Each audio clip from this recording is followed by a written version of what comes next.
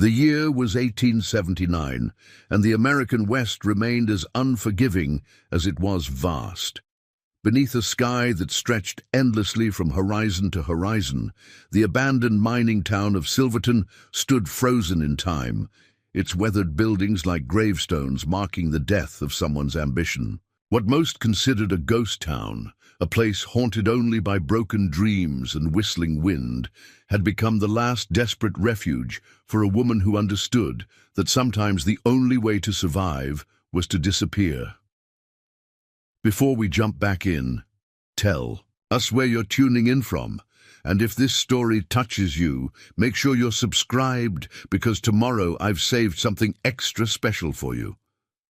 Among these forgotten structures, Eleanor Reed had found something rare in her tumultuous life: silence. Yet even as she kept her fire small and her footsteps light, she knew the bounty hunters were closing in. Men who tracked humans with the same cold calculation used to hunt wolves. Men who wouldn't stop until they collected what they were owed. What she didn't know was that she wasn't as alone as she thought, and that the silver miner watching her campfire from the shadows carried secrets as heavy as her own. The December wind cut through Silverton like a knife, finding every crack in the abandoned buildings, every gap in the rotting wood. Eleanor huddled deeper into her tattered coat, her breath forming small clouds in the bitter air of the derelict assayer's office she'd claimed as shelter. 3 days she'd been here, though time had begun to blur at the edges. 3 days of looking over her shoulder, of startling at every creak and groan of the ghost town around her. She'd once been Eleanor Reed, daughter of Judge Thomas Reed of Boston, educated at finishing school, destined for a respectable marriage and a life of quiet privilege. Now she was simply Ellie, a fugitive with a $500 bounty on her head, dead or alive. The irony wasn't lost on her. Her father had spent his career passing judgment on others, and now his daughter was the one being hunted. The small fire she'd built in what had once been a cast-iron stove provided meager warmth at best. She'd kept it small deliberately. Smoke could be seen for miles in this barren landscape. But tonight, with the temperature dropping and her supplies dwindling, she'd risked adding an extra log. A mistake, perhaps, but freezing to death seemed a poor alternative. Her gloveless fingers worked mechanically, checking the chambers of the revolver that lay heavy in her lap. 6 bullets. 6 chances, if it came to that. She hoped it wouldn't, but hope had become a luxury she could scarcely afford. The gun had belonged to Jacob, her husband, former husband, the man whose blood still haunted her dreams. She pushed the thought away. There was no room for those memories here, not when survival required every ounce of her concentration. Eleanor's stomach growled, a sharp reminder that her provisions were nearly gone. The jerky was finished yesterday, and the stale biscuits this morning. All that remained was half a canteen of water and a small pouch of coffee grounds she'd been rationing like gold dust. Tomorrow she would need to venture out, perhaps try to snare a rabbit, though her skills as a hunter were rudimentary at best. Boston society hadn't prepared her for skinning game or building fires from nothing. A sudden sound outside, the distinct crunch of boots on frozen ground, sent her heart racing. She extinguished the lantern with a quick breath, plunging the room into darkness, save for the faint orange glow from the stove. The revolver was in her hand before she registered reaching for it, the weight familiar now in a way that would have horrified her former self. The footsteps paused. Eleanor held her breath, pressing herself against the wall beside the broken window. Through a gap in the wooden boards, she could see only darkness, the moonless night offering both concealment and blindness. For a moment, there was nothing but silence, that peculiar heavy silence that seemed to press against her eardrums. Then the footsteps receded, growing fainter until they disappeared altogether. A deer, perhaps, or some other creature seeking shelter from the cold. Or maybe, and this thought sent a chill through her that had nothing to do with the winter air. It was one of Blackwell's men, scouting the ghost town before bringing in the others. Marcus Blackwell, the bounty hunter whose reputation spread through the territories like wildfire. They said he'd tracked a man through the Badlands for 17 days without rest. They said he never failed to bring in his quarry. She'd heard the stories in whispered conversations at railway stations, in the kitchens of boarding houses where she'd found brief employment before moving on. Always moving on. Eleanor checked the door's barricade, a heavy desk she'd dragged across the entrance when she'd first claimed this space. It wouldn't stop a determined man with an axe, but it might buy her precious seconds. The window was her. Escape route, the boards loose enough to pull away quickly. She'd rehearsed it in her mind countless times. The desk, the window, the dash to the abandoned mine shaft where she'd hidden her meager possessions, and the elderly mare she'd purchased with the last of her money. She was under no illusions about, outrunning professional hunters on their fresh-blooded horses. But if she could reach the mountains, lose herself in the maze of canyons she'd studied on a tattered map stolen from a station master's office 3 towns back, she might have a chance. A small one, but it was all she had. Her gaze fell on the worn satchel beside her bedroll. Inside was everything she had left in the world, a change of clothes, a small knife, a tinderbox, and the locket containing a miniature portrait of her mother, gone 7 years now. And beneath it all, wrapped in oilcloth, the reason for her flight. The ledger that documented every transaction, every bribe, every name in Judge Thomas Reed's web of corruption. Her father's legacy and her damnation. She hadn't intended to take it. That night in her father's study, she'd been searching for money, something to fund her escape from Jacob's increasingly violent outbursts. Instead, she'd found the truth about the man who had raised her, whose strict moral code had shaped her childhood. The shock had frozen her in place, ledger in hand, when Jacob had burst in, reeking of whiskey and rage. What followed played in her nightmares with relentless clarity. His accusations, her desperate denials, the way he'd grabbed the ledger, threatening to use it against her father unless she agreed to stay. The struggle, the letter opener on the desk, the look of surprise in Jacob's eyes as the blade sank into his chest. She'd run then, taking only what she could carry, including the damning ledger. By morning, the authorities were calling it murder. By evening, her father had disowned her publicly and placed a bounty on her head. Whether to silence her or punish her, she wasn't certain. Perhaps both. For 3 months she'd been running, working under assumed names, sleeping in barns and abandoned buildings, trading her fine dresses for practical garments that wouldn't draw attention. She'd cut her hair short with shaking hands, staining the chestnut locks darker with walnut husks. The woman who stared back at her from infrequent glimpses in mirrors was a stranger. Gaunt, hollow-eyed, wary in a way Eleanor Reed had never been. A sudden gust of wind rattled the boards on the window, and Eleanor flinched. Each sound was a potential threat, each shadow a hunter closing in. Sleep came in fitful bursts, consciousness always hovering just beneath the surface, ready to snap her awake at the slightest provocation. Tonight would be no different. She arranged her bedroll closer to the dying embers in the stove, keeping the revolver within reach. Her routine was mechanical now. Check the barricade, check the window, check the gun. Listen for footsteps. Plan escape routes. Calculate how long until dawn. This was no way to live, she knew. Eventually, her luck would run out, or her strength would fail, or the nightmares would consume what was left of her sanity. But tonight, at least, she was still breathing. Tonight, she was still free. As she settled into her bedroll, Eleanor's thoughts drifted to the abandoned mine at the edge of town. She'd explored only the entrance, wary of rotten support beams and unstable shafts. But perhaps deeper inside there might be something useful. Tools, forgotten supplies, maybe even a map that could guide her through the mountains more effectively than her stolen one. Tomorrow, she decided. Tomorrow she would explore the mine, after checking her snares for any unfortunate rabbit that might provide a meal. One more day in this ghost town, and then she would move on. She had to. Staying in one place too long was how people like her got caught. The wind howled outside, a mournful sound that seemed to echo her own desolation. Eleanor pulled the thin blanket tighter around her shoulders and closed her eyes, not expecting sleep, but welcoming the brief respite of darkness. She was drifting, at the edges of consciousness when she heard it, the unmistakable sound of a horse nickering. Not her mare, whose soft whinnies she'd grown accustomed to. This was different, closer to the town centre than the stable where she'd hidden her own mount. Eleanor was on her feet instantly, revolver in hand.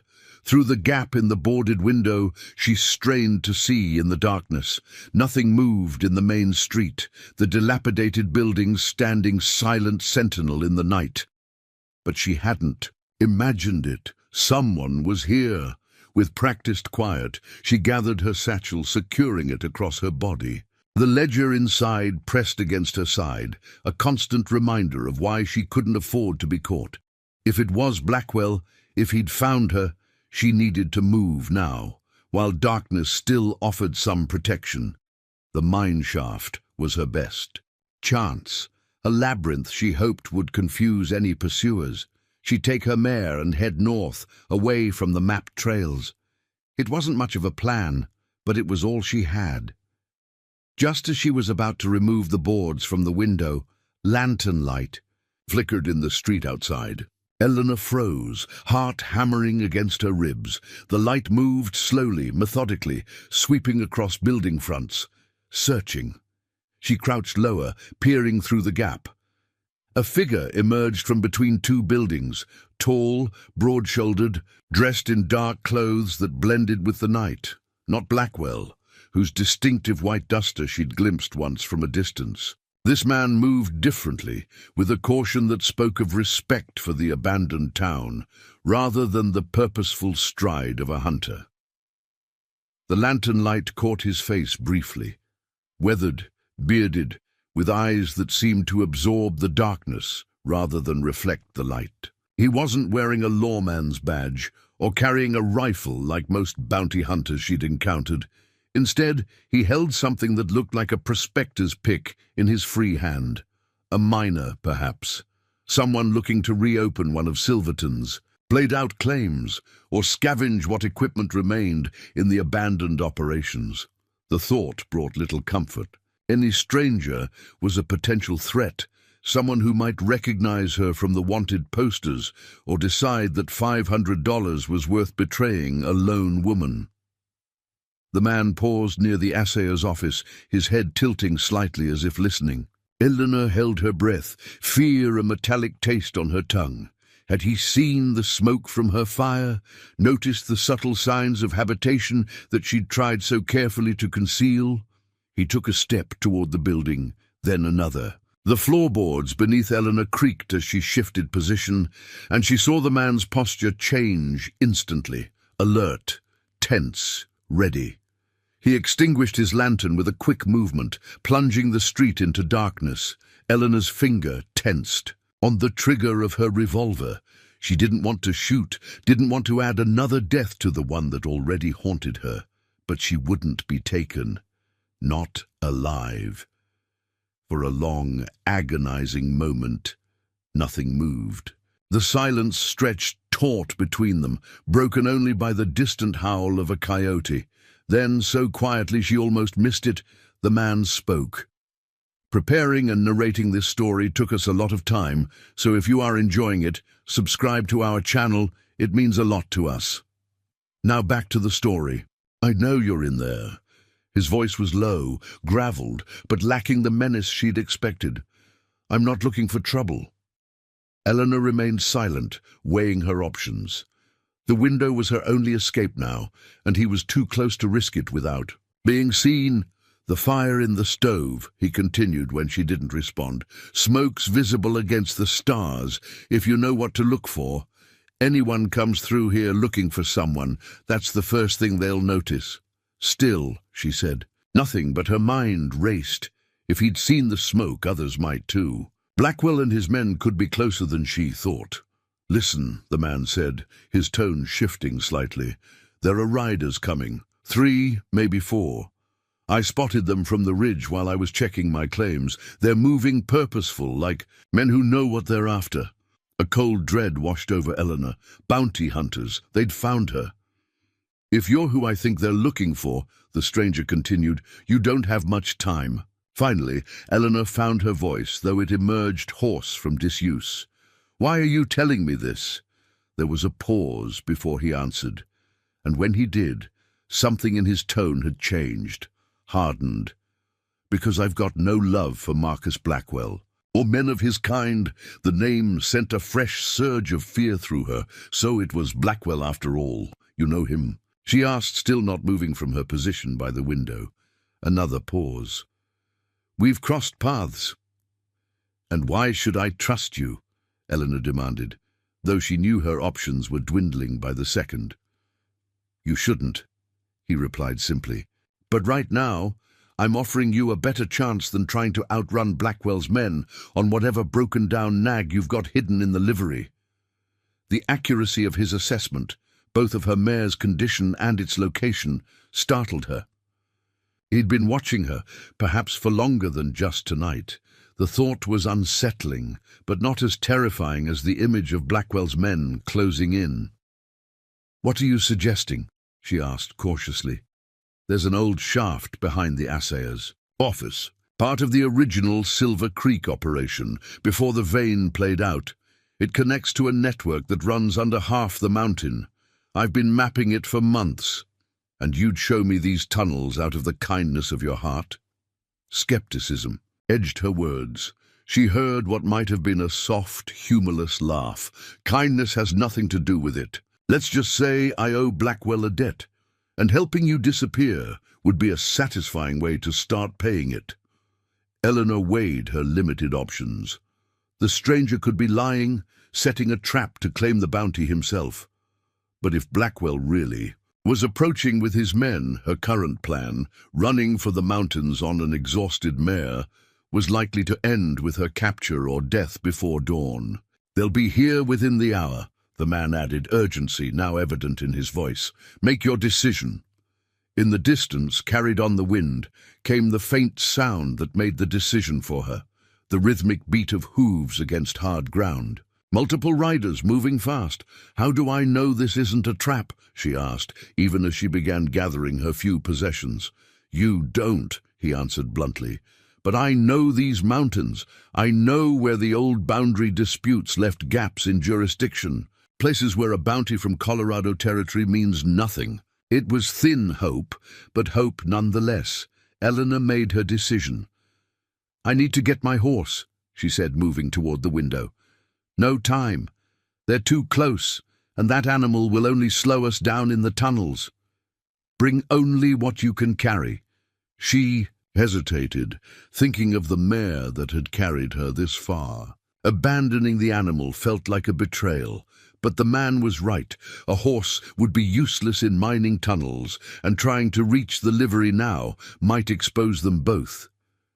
With quick, practiced movements, Eleanor secured her satchel and the precious ledger inside it, then checked her revolver one final time before tucking it into her belt. The stranger was right about one thing. She had survived this long by making hard choices. This was just one more. "Move the desk," the man instructed, his voice barely above a whisper now. "I'll meet you at the back door." Eleanor hesitated only a moment longer before pushing the heavy desk aside with a strength born of desperation. The door creaked as she eased it open, stepping into the bitter night air where fate awaited in the form of a stranger whose face she had barely glimpsed. The coyote howled again, closer this time, as if marking the moment when Eleanor Reed's life once again pivoted on the edge of a knife. Behind her lay the ghost town and approaching hunters. Ahead stood a man offering escape through darkness. She had no choice but to follow. The mining tunnel swallowed them whole, darkness thick as velvet closing around Eleanor as she followed the stranger deeper into the mountain. His lantern cast wild, dancing shadows against the rough-hewn walls, the light barely strong enough to illuminate the next few steps ahead. Water dripped somewhere in the distance, a steady plink-plink that marked time in this subterranean world.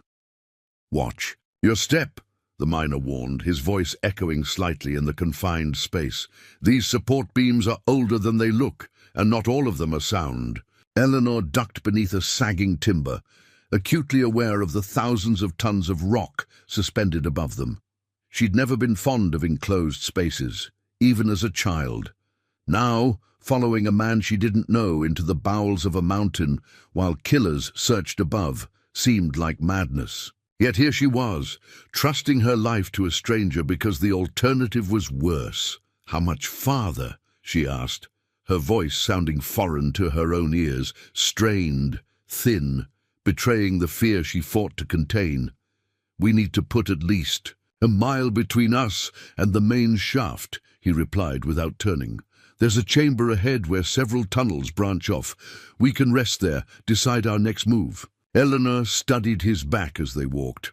Broad shoulders tapering to a lean waist, the confident stride of a man accustomed to navigating treacherous terrain. His clothes were worn but serviceable, heavy canvas pants, a wool shirt beneath a leather vest, sturdy boots caked with the same reddish mud that now stained her own shoes. A prospector's hat hung from a cord at his neck, bouncing slightly with each step. "You said you've been mapping these tunnels," she ventured after they had walked in silence for what felt like an eternity. "Why?" He paused at a junction where the main shaft split in two directions, considering each path before choosing the one that angled slightly downward. "Silver," he said simply. The original miners gave up too easily. They followed the main vein until it pinched out, never bothered to explore the smaller branches. "And you think there's more to be found?" "I know there is." Something in his tone, a quiet certainty, caught her attention. "You have a name?" she asked, suddenly aware that she was following a man whose name she didn't even know. He glanced back at her, his face half illuminated by the lantern he carried. "Jackson. Matthew Jackson." She waited for him to ask her name in return, but he didn't. Either he already knew who she was, or he didn't care. Knew the possibility was particularly comforting. The tunnel widened suddenly, opening into a natural chamber perhaps 20 feet across. Several smaller tunnels branched off in different directions, their entrances gaping like black mouths in the dim light. Jackson hung the lantern on a hook hammered into one of the support beams, illuminating a space that showed signs of recent use. A small cast-iron stove sat in one corner, next to a bedroll and a wooden crate serving as both table and chair. Tools were arranged neatly against one wall, picks, shovels, a sledgehammer, and more specialized equipment Eleanor couldn't name. "Your camp," she observed. Jackson nodded, moving to the stove. "Been working in this section for about 3 months. He opened the stove door, placed kindling inside, and struck a match. The dry wood caught quickly, and soon a small but warming fire burned within the iron belly of the stove. "Sit," he said, gesturing to the crate. "You look dead on your feet." Eleanor hesitated, then decided conserving her strength was the wiser choice. She perched on the edge of the crate, keeping her satchel close and her hand near the revolver at her waist. Jackson noticed the gesture, but made no comment as he hung a battered coffee pot over the stove. "Blackwell's men will search the town," he said, measuring coffee grounds from a tin into the pot. "But they won't find the entrance to this shaft without knowing where to look. Even if they did, there are miles of tunnels down here, easy to get lost if you don't know the way." "And you do?" Eleanor asked, unable to keep the skepticism from her voice. Jackson's expression remained unreadable as he reached into his pocket and withdrew a folded paper. He handed it to her without comment. Eleanor opened it carefully to reveal a detailed map drawn in pencil, showing an intricate network of tunnels spreading beneath the mountain like the roots of some enormous tree. Notes were scribbled in the margins. Measurements, dates, small sketches of geological features. It was the work of a meticulous mind, someone who left nothing to chance. "You drew this?" she asked, genuinely impressed despite her wariness. "Over time," he replied with a shrug. "Each tunnel I explore, each chamber I map. It's slow work, but necessary." For finding silver, his eyes met hers briefly. Among other things, the coffee pot began to steam, filling the chamber with a rich aroma that made Eleanor's empty stomach clench painfully. How long had it been since she'd eaten a proper meal? Days, at least. The jerky and biscuits she'd rationed so carefully had been poor substitutes for real food. As if reading her thoughts, Jackson reached into a canvas sack near his bedroll and withdrew a parcel wrapped in waxed paper. He unwrapped it to reveal strips of dried venison and a half-loaf of dark bread that looked fresher than anything Eleanor had seen in weeks. "Eat," he said, offering her the parcel. "Can't think straight when you're starving." Eleanor wanted to refuse, to maintain whatever small advantage her independence might offer, but hunger won out. She took a piece of venison and tore into it with as much dignity as she could muster, which wasn't much. The meat was tough but flavorful, seasoned with something smoky and vaguely sweet. "Thank you," she said after swallowing her first bite. Manners, at least, remained when all other trappings of her former life had been stripped away. Jackson nodded once, accepting her thanks without comment. He poured coffee into 2 tin cups and handed one to her before settling on his bedroll, his back against the chamber wall. For several minutes they sat in silence, the only sounds the crackling of the fire in the stove and the distant dripping of water. Eleanor finished the venison and started on the bread, eating more slowly now that the initial pangs of hunger had subsided. "They say you killed your husband," Jackson said finally, his tone neutral, as if commenting on the weather. Eleanor stiffened, her cup halfway to her lips. "They say a lot of things. They say he deserved it." She looked at him sharply. "And what do you say, Mr. Jackson?" He met her gaze steadily. "I say any man who raises his hand to a woman forfeits his right to sympathy when she finally fights back." A chill ran through Eleanor that had nothing to do with the damp air of the tunnel. "You seem well informed about my circumstances." Jackson sipped his coffee before answering. "News travels, even to places like this, especially when there's money attached to it." The bounty. She set her cup down carefully, her appetite suddenly gone. "Is that why you helped me, planning to collect it yourself?" A flicker of something, anger perhaps, crossed his features before his expression settled back into its usual impassivity. "If I wanted the bounty, I wouldn't have warned you about Blackwell." "Unless you're playing a longer game," Eleanor countered, her hand dropping to the revolver at her waist. "Gain my trust, learn what I know, then turn me in when it's convenient." Jackson's laugh was sudden and startlingly genuine, echoing in the chamber. "You've got spirit, I'll give you that." He shook his head, amusement lingering in his eyes. "Lady, I've been down in these tunnels long enough to know there are things worth more than $500. Peace of mind, for one." Eleanor studied him, trying to gauge the truth in his words. He didn't have the look of a liar.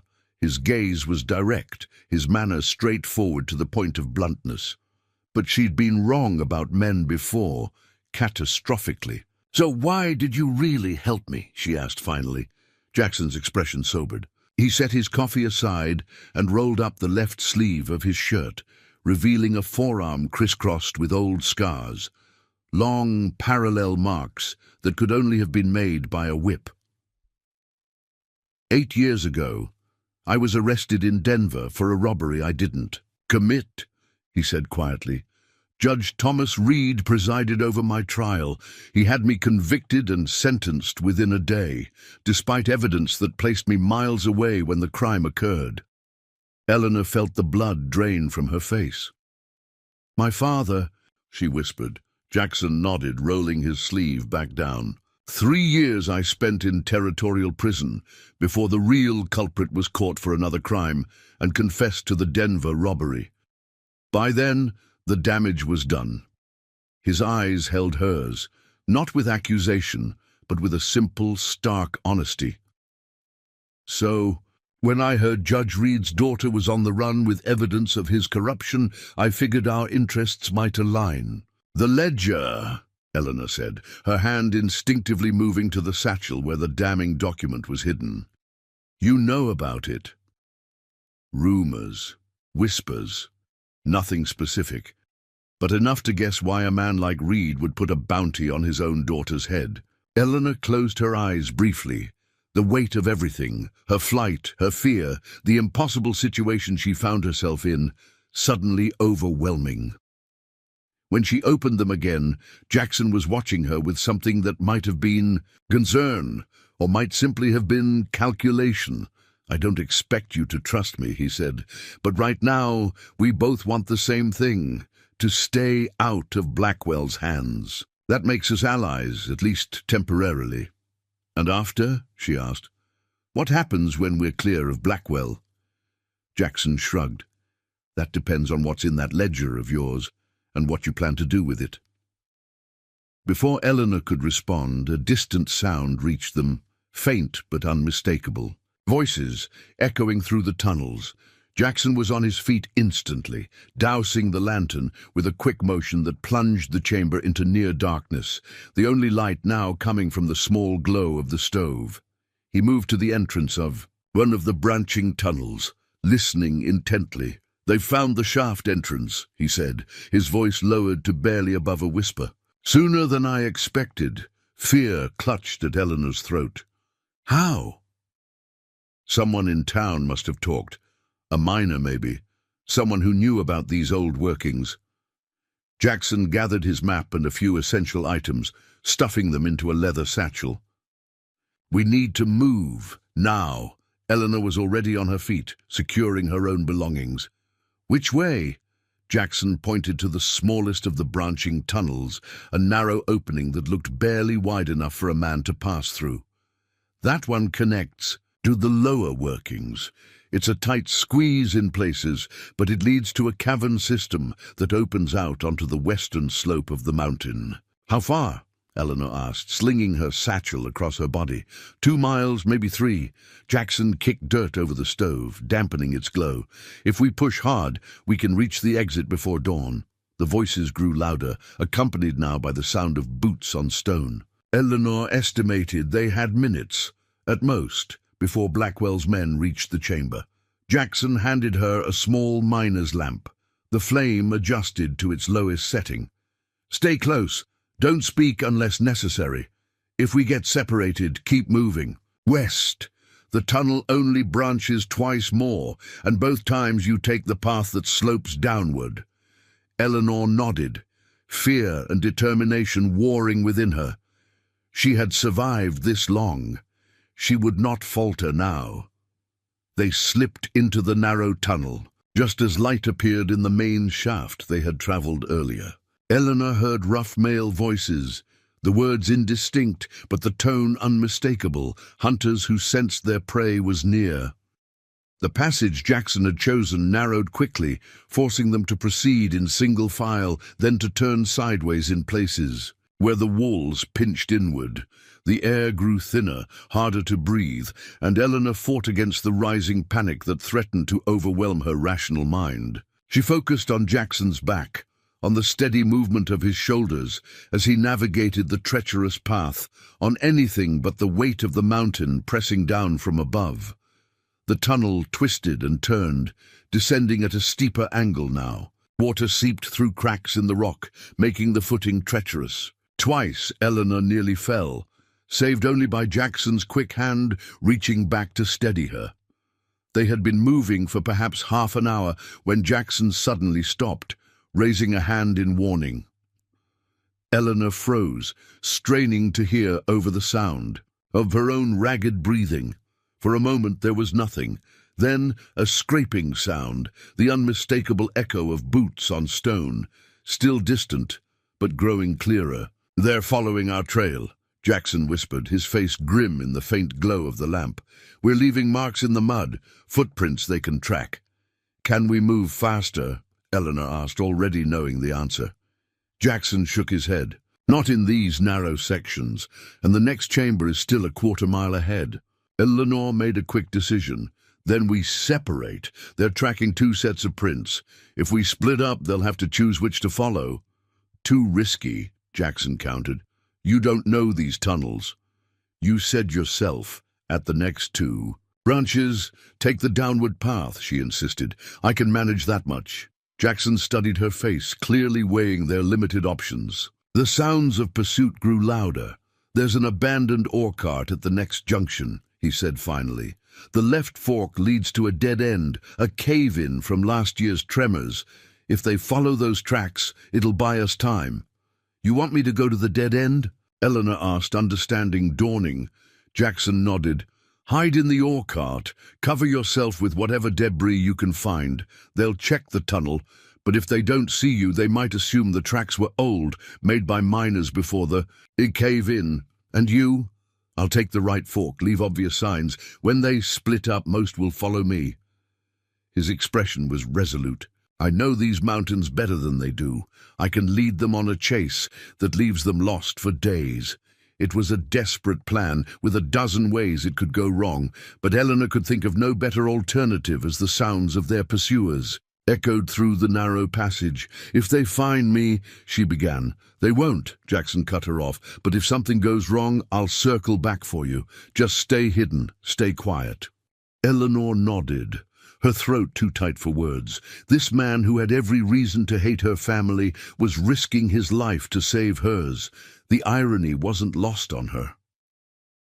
"The junction is just ahead," Jackson whispered, already moving again. "Be ready to move quickly when we reach it." They crept forward, every step deliberate, every sound magnified in the confined space. Eleanor's heart pounded so loudly she was certain their pursuers must hear it echoing through the stone. Her palms were slick with sweat, making it difficult to maintain her grip on the small lamp.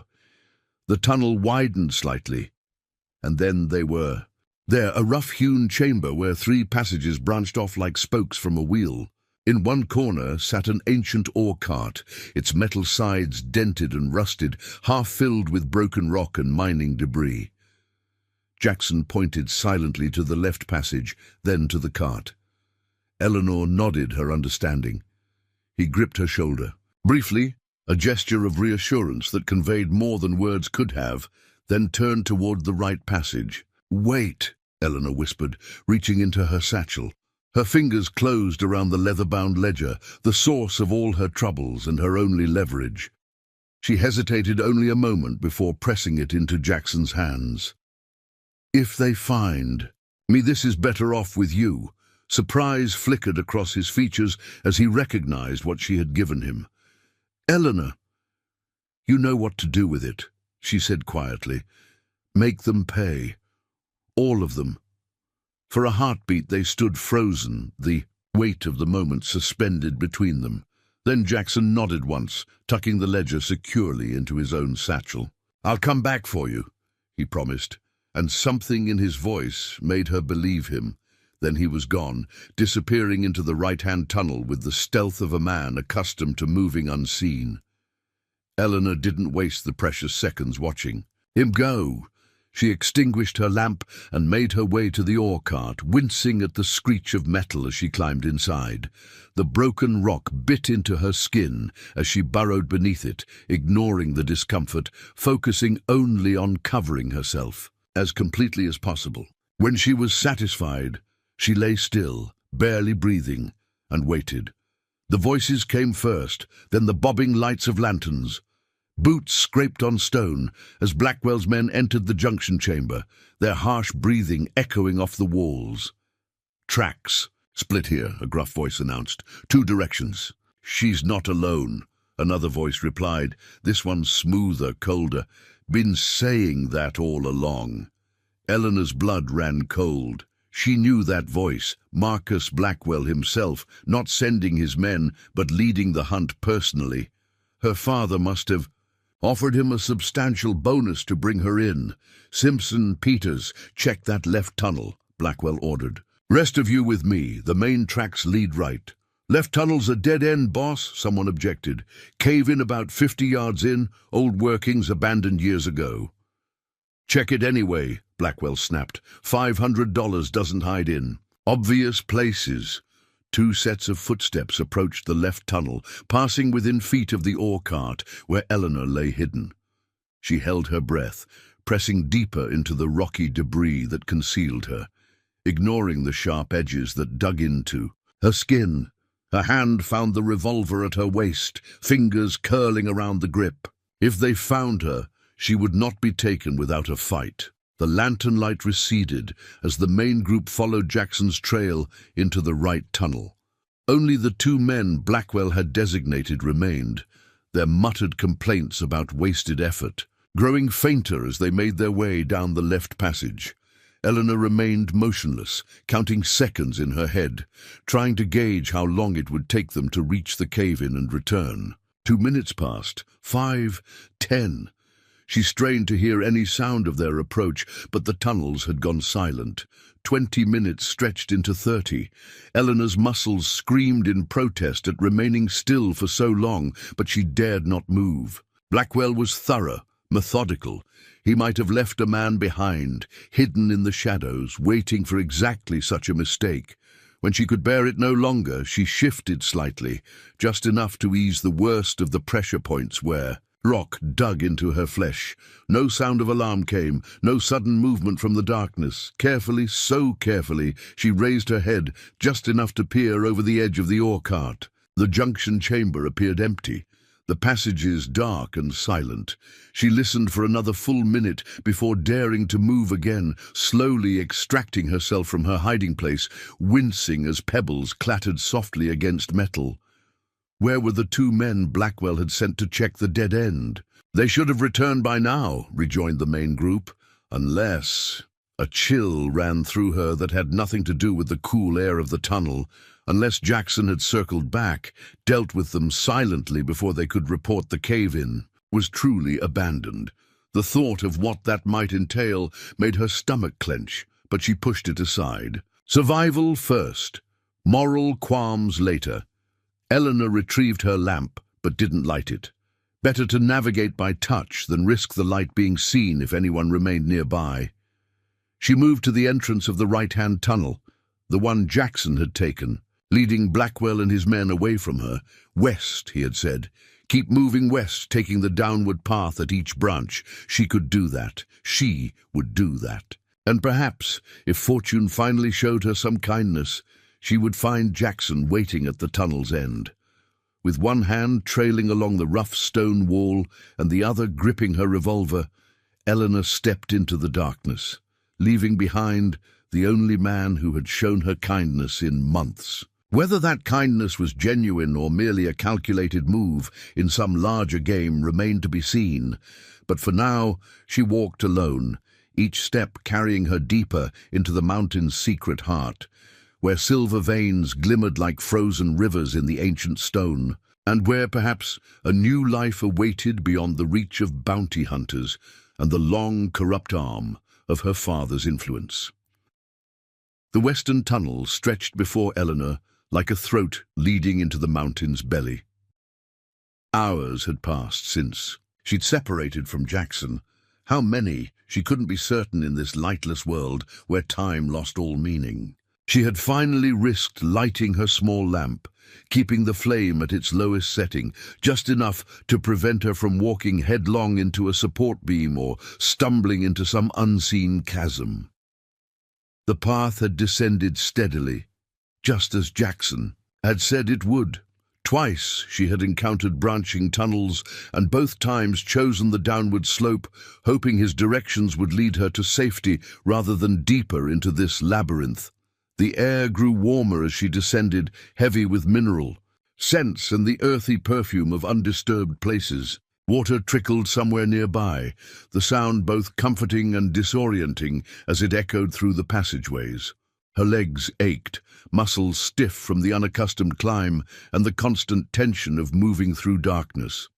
The revolver felt heavy at her waist, a constant reminder of dangers both behind and potentially ahead. She had 5 bullets remaining, 5 chances if Blackwell's men found her again. Eleanor paused at a widening in the tunnel, leaning against the damp stone wall to catch her breath. The silence pressed against her eardrums, broken only by the steady drip of water and her own labored breathing. Had Jackson escaped? Had he managed to lead Blackwell and his men astray, or had they caught him, forced him to reveal her location? The possibilities spun through her mind, each more disquieting than the last. And what of the ledger? She had given Jackson her only leverage, the sole piece of evidence that might one day clear her name. If he betrayed her, or if misfortune befell him, that evidence would be lost forever. She would remain a fugitive, forever looking over her shoulder, forever running from the law and her father's influence. The thought of her father sent a fresh wave of anger through her. Judge Thomas Reed, whose stern face had graced the walls of courtrooms and whose name commanded respect in every county from Boston to Denver. She had spent her life trying to win his approval, to be the daughter he wanted, proper, obedient, ornamental. How easily he had discarded her when she became inconvenient, how quickly he had branded her a murderess and set the dogs on her trail. Eleanor pushed away from the wall, forcing herself to continue. Dwelling on her father's betrayal would not help her now. One step after another, that was all that mattered. Survive this hour, then the next. The tunnel curved sharply to the left, then opened suddenly into a cavern so vast that her small lamp couldn't illuminate the ceiling. Stalactites hung like stone icicles above, their tips glistening with moisture that caught and reflected her light. The floor descended in a series of natural terraces toward a pool of water that gleamed black as ink in the center of the chamber. Eleanor stood transfixed, momentarily forgetting her fear in the face of such unexpected grandeur.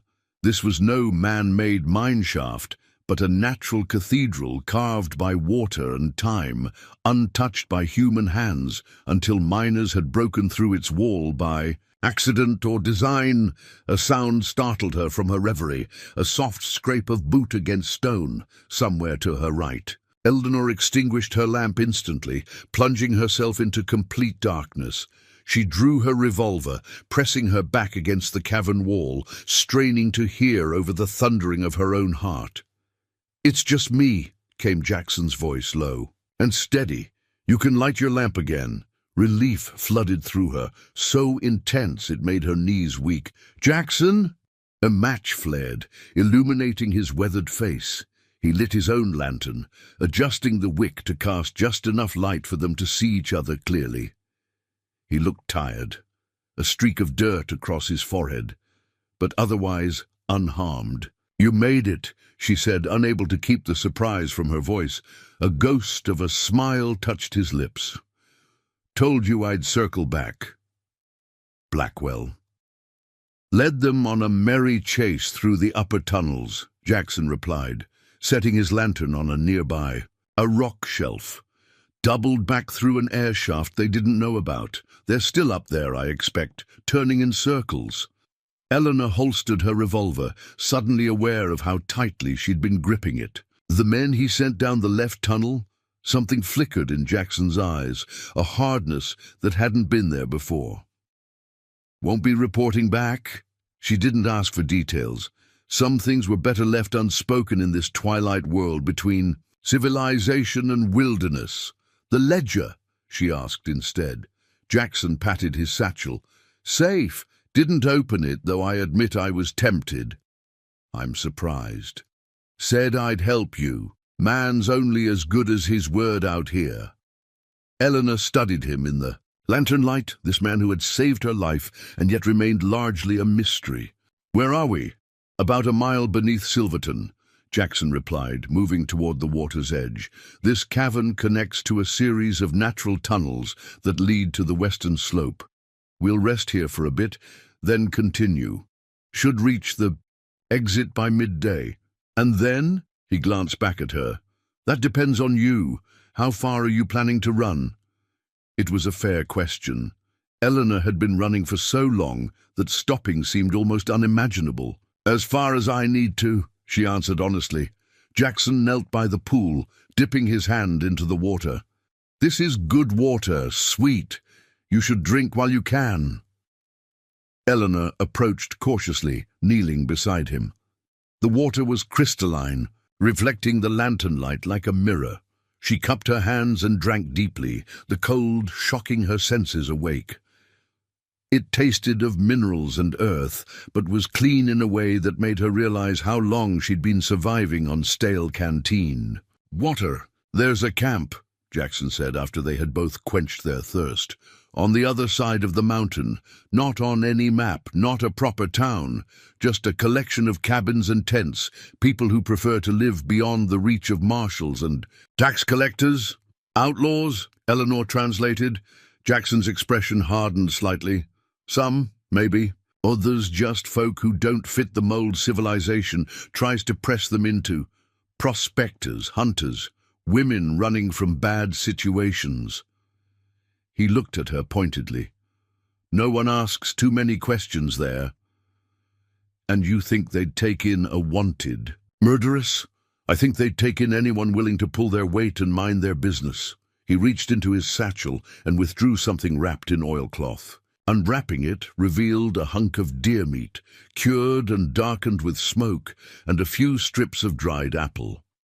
"Eat something. The next stretch is harder going." Eleanor accepted the offering gratefully, tearing into the meat with the hunger of someone who had spent too many days on too little food. She forced herself to eat slowly, savoring each bite, knowing her shrunken stomach would rebel if she bolted her food. Jackson busied himself refilling their canteens and checking his map by the lantern light, allowing her the dignity of eating, without being watched. Another small kindness that she noted and filed away in her growing assessment of the man. "This settlement," she said finally, wiping her mouth with the back of her hand. "Does it have a name?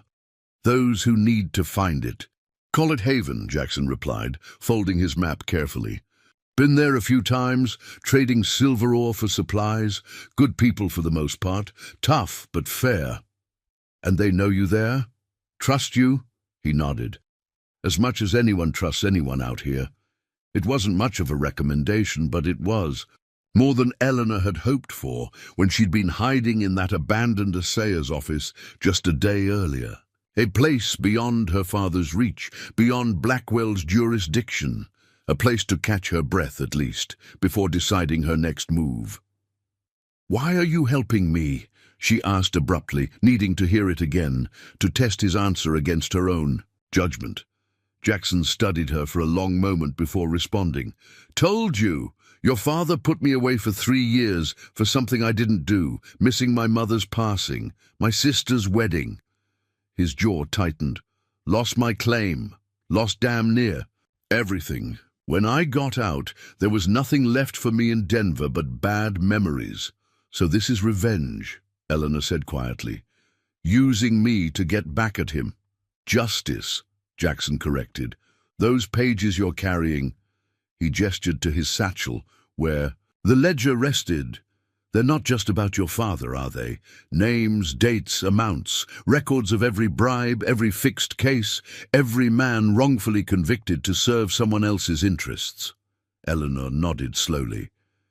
"He kept meticulous records, everything in his own hand, impossible to deny.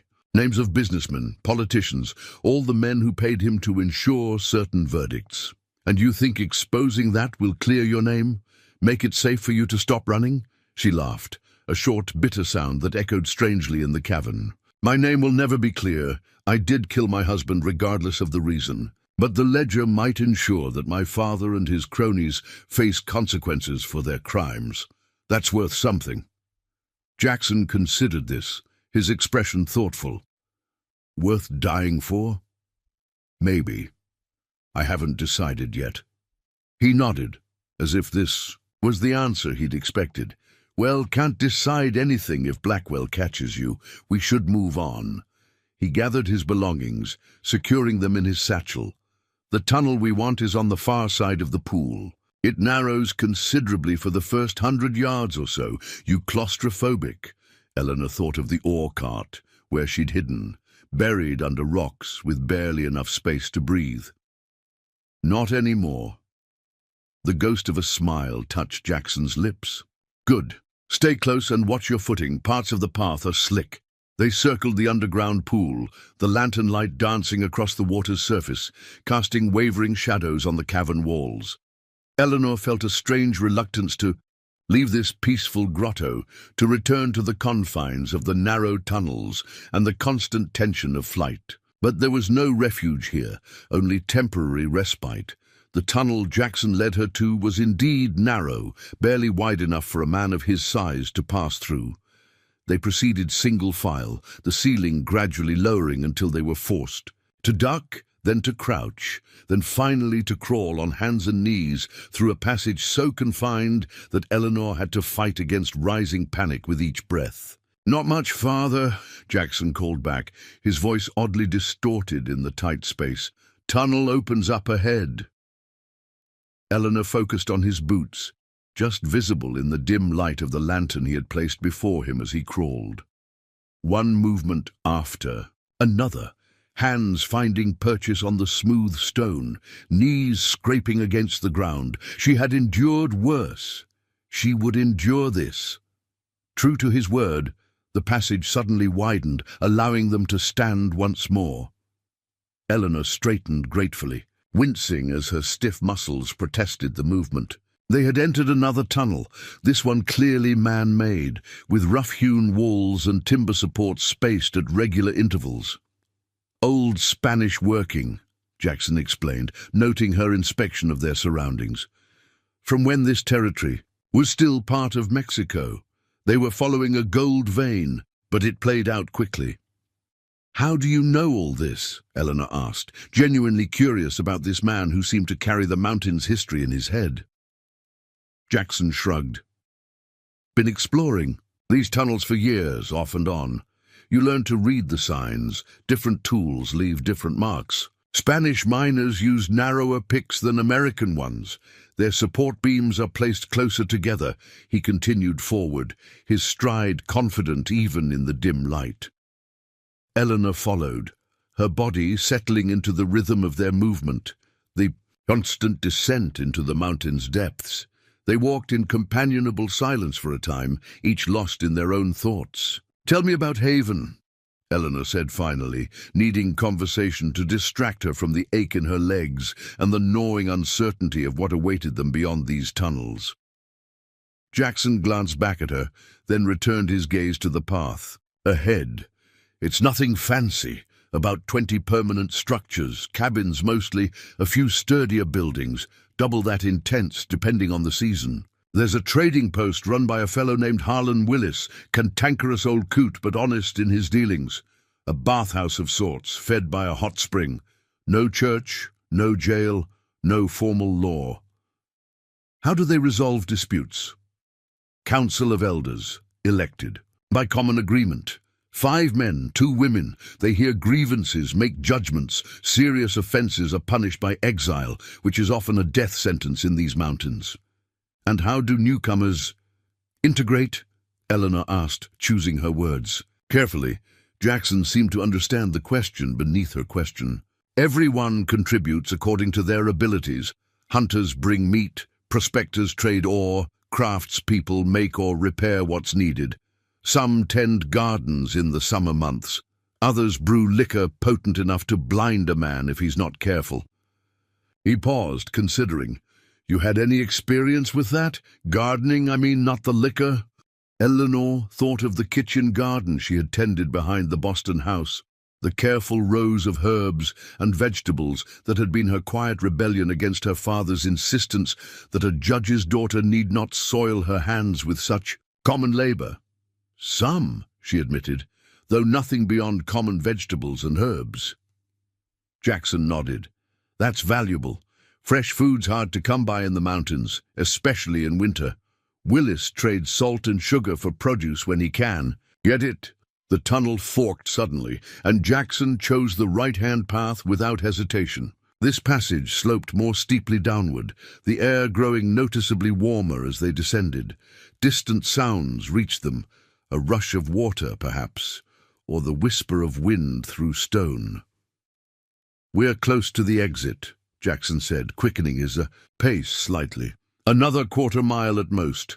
Eleanor matched his stride, a curious mixture of anticipation and dread building within her. The mountain's darkness had become a strange sort of sanctuary, insulating her from the dangers of the world above.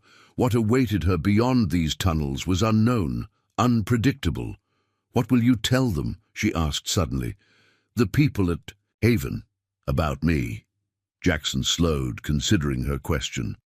"Nothing they need to know, that you're running from trouble back east, that you need somewhere to catch your breath before moving on. And they won't ask for details." "Some might. You don't have to answer." Eleanor nodded, grateful for his understanding. The less people knew of her true circumstances, the safer she and they would be. The tunnel widened gradually, the rough stone walls giving way to smoother surfaces where water had shaped the rock over countless centuries. Light appeared ahead, not the harsh glare of midday sun, but a softer illumination that suggested filtered daylight. Jackson extinguished his lantern as they approached the exit, allowing their eyes to adjust gradually to the increasing light. The tunnel mouth was partially concealed by a fall of vines and scrub brush, offering concealment from casual observation. "Wait here," Jackson instructed, moving ahead to the very edge of the opening. He scanned the area carefully before gesturing for Eleanor to join him. She approached cautiously, blinking as her eyes adjusted to natural light after so many hours underground. They had emerged halfway up a steep, wooded slope, with mountains rising on three sides and a narrow valley spreading out below. A stream flashed silver in the afternoon sun, winding among stands of pine and aspen.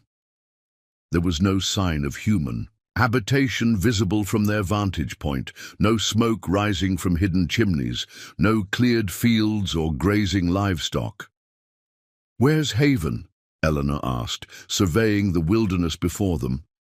Jackson pointed to a distant notch between two peaks, barely visible through the trees. "Other side of that pass.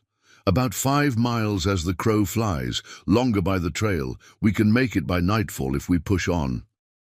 Eleanor nodded, drawing a deep breath of fresh mountain air into her lungs.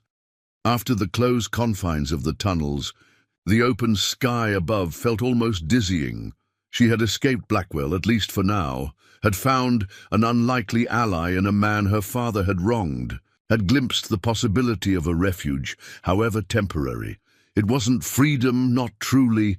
She would always be looking over her shoulder, always listening for approaching hoofbeats, always wondering if today was the day her past would catch up with her. But it was a reprieve, a chance to gather her strength before the next phase of this life she had never chosen, but now had to navigate. "Ready?" Jackson asked, his expression unreadable as he watched her.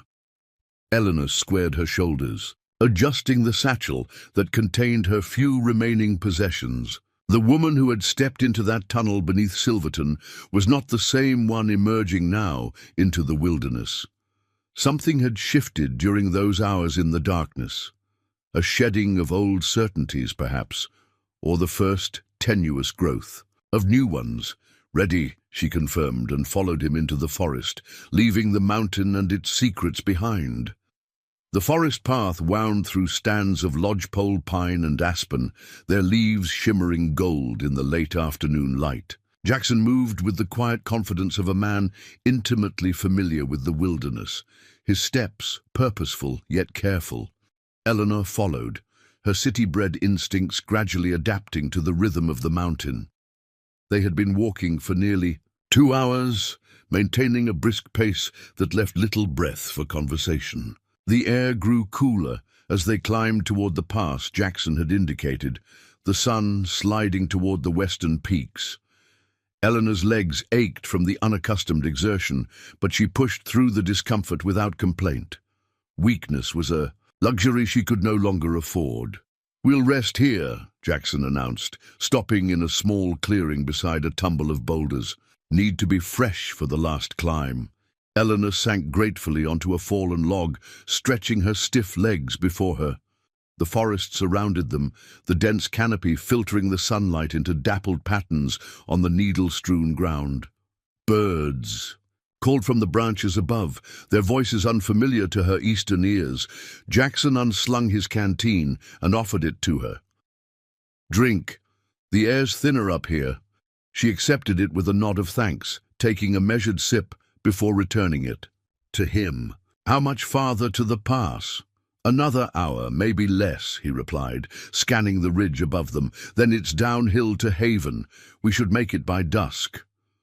Eleanor followed his gaze to the notch between peaks, now more clearly visible through breaks in the trees. Beyond that narrow passage lay yet another unfamiliar world, one without judges or law books or societal expectations. A world where no one knew Eleanor Reed, where she might become someone else entirely. "You're quiet," Jackson observed, settling onto a boulder across from her. Eleanor managed a tired smile. "Just thinking about what comes next." "Been running so long you've forgotten how to stand still?" The perceptiveness of his observation caught her off guard. "Something like that." Jackson nodded, understanding in his eyes. "Took me a year after prison to stop flinching at sudden movements. Another year before I could sleep through the night." He looked down at his hands, scarred and calloused from years of hard labor. "Some wounds don't show on the skin."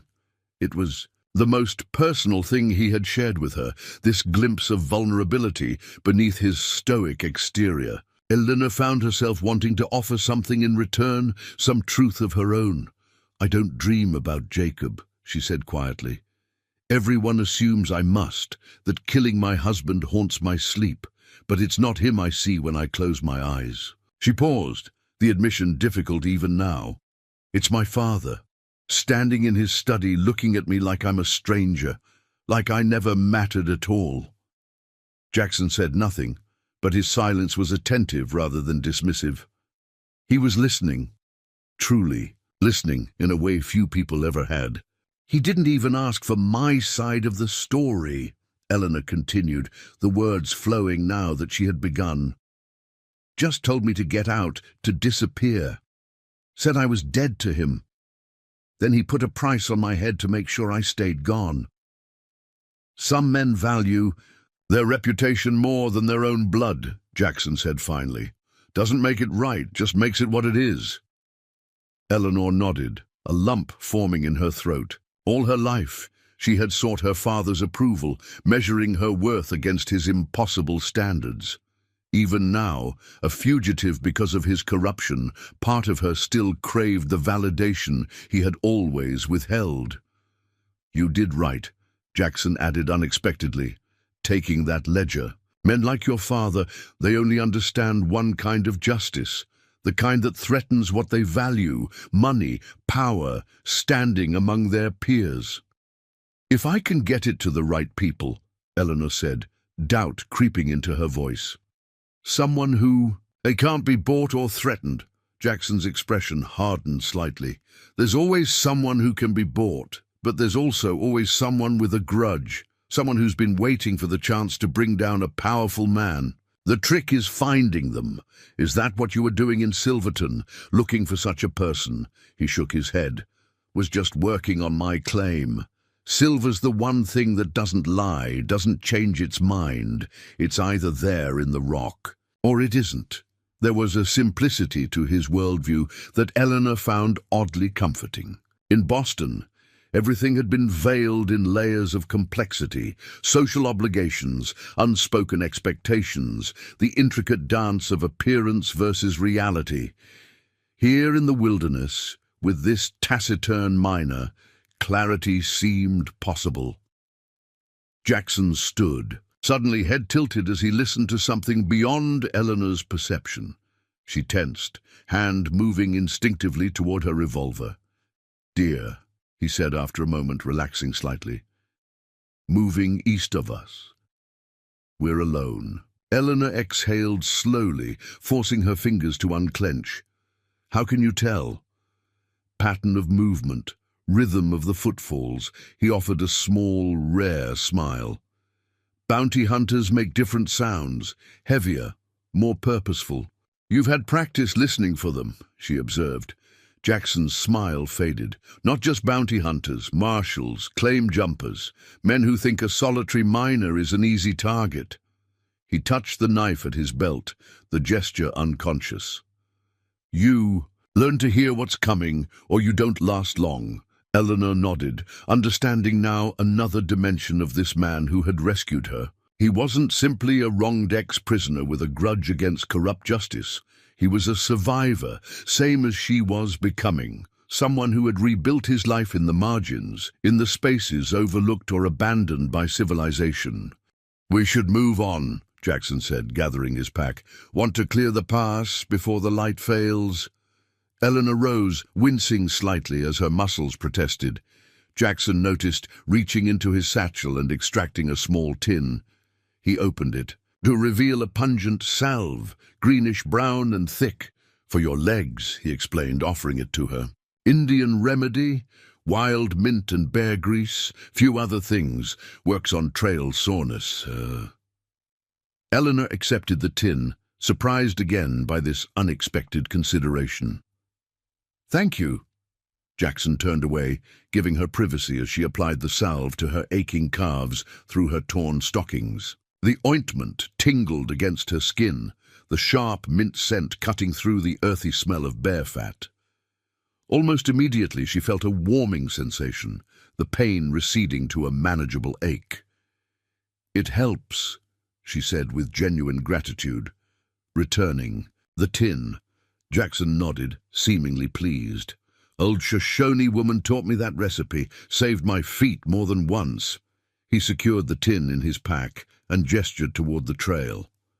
"Ready?" The path grew steeper as they approached the pass, the trees thinning to reveal sweeping views of the valley they had traversed.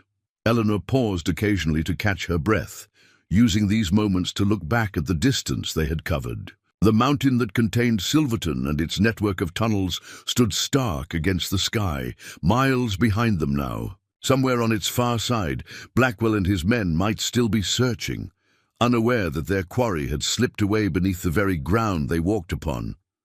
The thought gave her fierce satisfaction. She had outwitted them, at least for now. With Jackson's help, she had found a path none of them could have anticipated. As they neared the summit of the pass, the wind picked up, carrying the crisp scent of snow from higher elevations. Eleanor pulled her coat tighter around her, grateful for its warmth despite its bedraggled state. Another item to add to her growing list of necessities, proper clothing for the mountain climate. The path narrowed, hugging the side of the mountain. With a sheer drop on the outer edge, Jackson moved with the sure-footedness of a mountain goat, but slowed his pace to accommodate Eleanor's more cautious progress. No words passed between them, but she felt his awareness of her presence, the way he paused at particularly treacherous spots, how he occasionally glanced back to ensure she was managing. It was a different kind of courtesy than she had known. In Boston, where men offered their arms on city streets and pulled out chairs at dinner tables. Jackson's consideration was practical, utilitarian, but no less genuine for its lack of social polish. They reached the summit as the sun touched the western peaks, bathing the landscape in golden light. Eleanor stopped, momentarily transfixed by the vista that spread before them. A valley opened up below, cradled by mountains on all sides, with a silver ribbon of river winding through its center. The forest was thicker here, darker, interrupted only by occasional meadows and what appeared to be small clearings where the orderly shapes of human habitation were just visible through the trees. "Haven," Jackson said, coming to stand beside her. About an hour's walk down to the valley floor. Eleanor surveyed what would be her new home, at least temporarily. From this distance, it seemed impossibly remote, protected by nature itself from the world beyond these mountains. A place where a person could disappear, could reinvent themselves far from the reach of telegraphs and wanted posters. "It's beautiful," she said softly. Jackson nodded. "Gets under your skin after a while. Hard to imagine living anywhere else." There was a note in his voice she hadn't heard before, a warmth, almost an affection, when he spoke of this hidden community. This place meant something to him beyond mere sanctuary or convenience. "Is it home for you?" she asked, curious about this glimpse of sentiment in a man who kept his emotions carefully guarded. Jackson considered the question longer than she expected. "Close as I've come to one since Denver," he finally admitted. "I keep my claim near. Silverton, work it when the weather permits, but in the winter months when the high passes close." He gestured toward the valley. "Better company than just the mountains talking back at you." Eleanor smiled at the image of this solitary man seeking human connection when the wilderness grew too isolating, even for his independent spirit. It softened her perception of him, this acknowledgement of a need for community despite his self-sufficient nature. They began their descent, the path switchbacking down the mountainside through stands of spruce and fir. The way was easier now, less exposed, though the fading light made footing treacherous in places. Jackson produced a small tin lantern from his pack, lighting it as darkness gathered beneath the trees. "Almost there," he said as they reached the valley floor, the path widening into something closer to a proper trail. "Need to announce ourselves properly, though. Folk here get jumpy about unexpected visitors." He reached into his pocket and withdrew a small metal whistle carved with symbols Eleanor didn't recognize. When he blew it, the sound was surprisingly low and melodious, more like a bird call than a shrill alert. He repeated the sequence 3 times, then waited. After a moment, an answering call came from the trees ahead. Similar, but not identical, a response in what seemed to be a simple code. Jackson visibly relaxed. "Friend on watch tonight," he explained, moving forward again. That was Benson's signal. They followed the trail as it curved alongside a swift-running creek, the water chattering over stones in the growing darkness. Firelight appeared through the trees, and then they were there, the outskirts of Haven. It was both more and less than Eleanor had expected.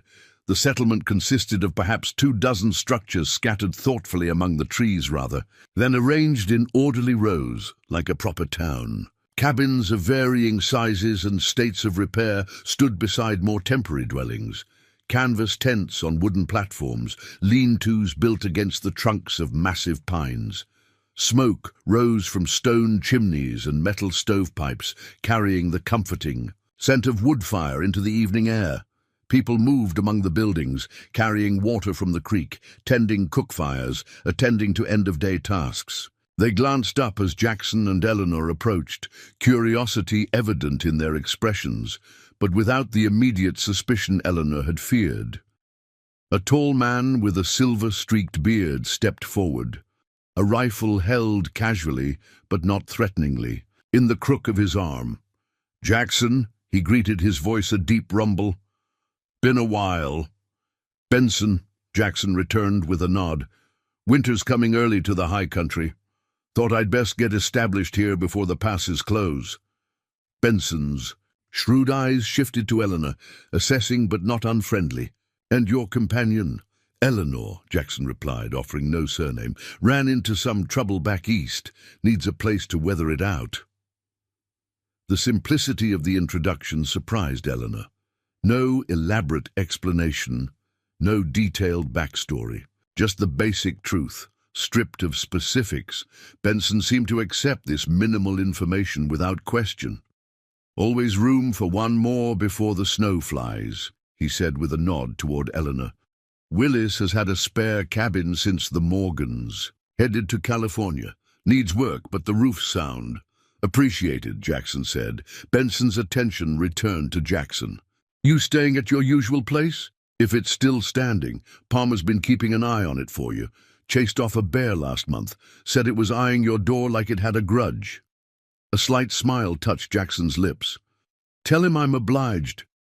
With a final nod to them both, Benson returned to his post at the edge of the settlement.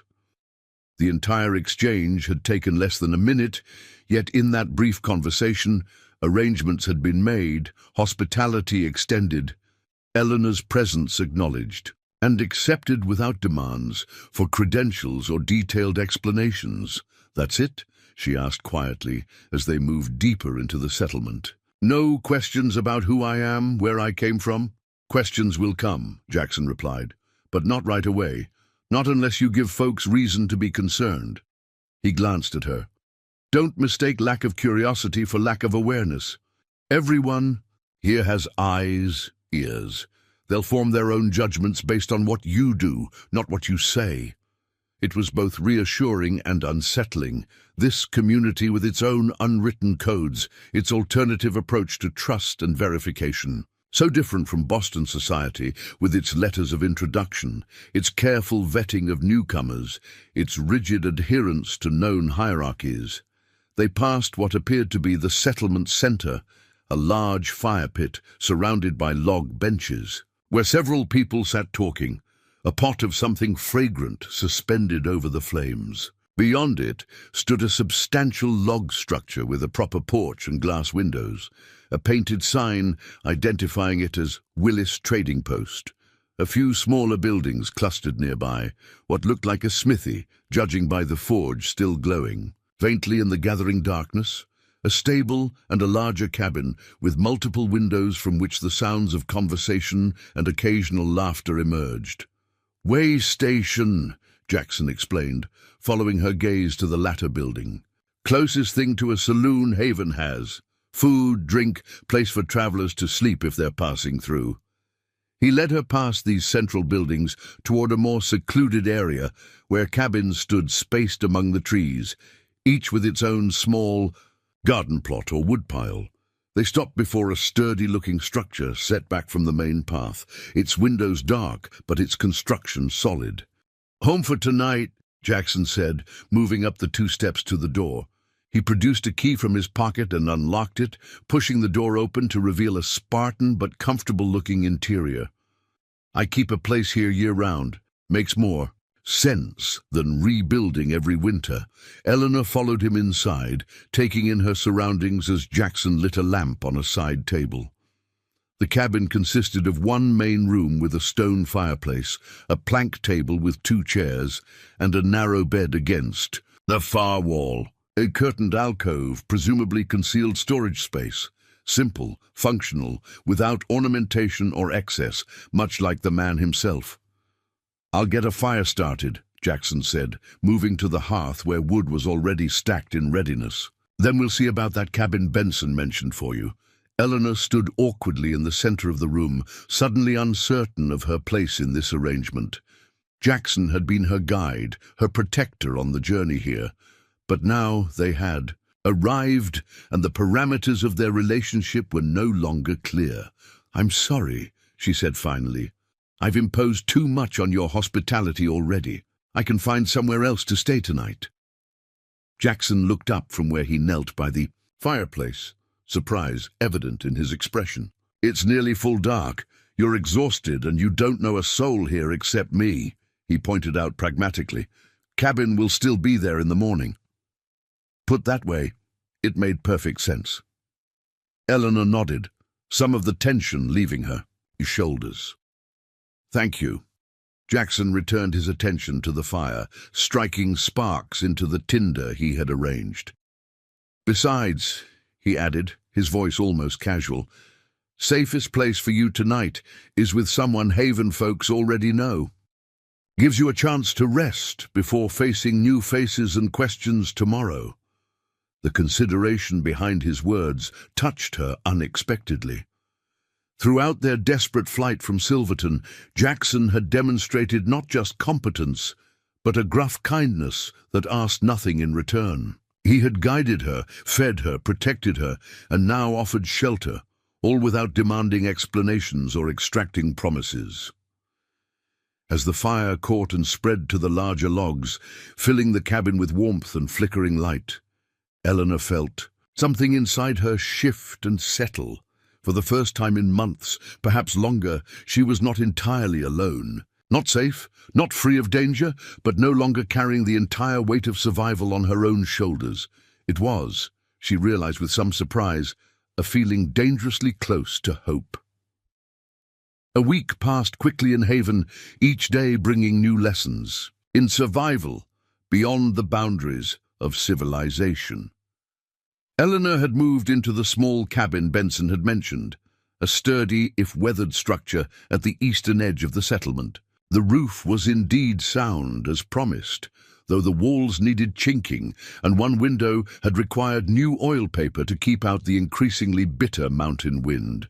She had thrown herself into repairs with surprising dedication, grateful for the physical labor that left her too exhausted each night to dwell on the precariousness of her situation. Jackson had shown her how to mix clay, straw, and pine pitch to seal the gaps between logs, had helped her repair the stone chimney where it had crumbled at the top. The residents of Haven, observing her willingness to work, had gradually begun to accept her presence among them. Harlan Willis, the gruff proprietor of the trading post, had extended credit for essential supplies. A gesture Eleanor understood represented significant trust in this community where everything was measured in tangible value. She had begun repaying that debt by helping sort and catalog his haphazard inventory, employing organizational skills honed in her father's legal offices to bring order to Willis's chaotic stockroom. This morning she sat cross-legged before her cabin's hearth, carefully mending a pair of woolen stockings acquired through trade with Agnes Palmer, an elderly woman who lived near the creek. The stockings were darned in multiple places already, but would be essential as winter approached. Eleanor's fine Boston needle skills, once employed on decorative embroidery, now served the far more practical purpose of extending the life of precious garments. A knock at the door interrupted her work. She set aside her mending and rose, automatically checking that the revolver was within reach before calling, "Who is it?" Jackson. She opened the door to find him standing on her small porch, a burlap sack in one hand. The late October morning was crisp, his breath visible in the clear air. "Morning," he greeted, his eyes taking in her appearance with a quick, assessing glance. "Brought you something?" He extended the sack, which Eleanor accepted with curiosity. Inside she found a pair of men's boots, smaller than would fit Jackson but sturdy and well-made, with only minimal wear along the soles. "From Willis's new stock," Jackson explained. "Figured your city shoes wouldn't last another week up here." Eleanor looked down at her once fine leather boots, now cracked and splitting from hard use. "These are too valuable," she protested. "I can't add more to my debt with Willis." "Already settled," Jackson replied with a slight shrug. "Had some silver from my last dig. Fair trade." Eleanor stared at him, momentarily speechless. The boots represented an extravagant gift in a place where every possession had been earned through labor or careful barter. That Jackson would use his hard-won silver to provide for her comfort struck her deeply. "Thank you," she said finally, meaning it more than the simple words could convey. He nodded, seemingly uncomfortable with her gratitude. "Winter's coming fast. Need proper footwear to survive up here." He glanced past her into the cabin. "How's the chimney drawing?" "Better after your repairs," she replied, grateful for the change of subject.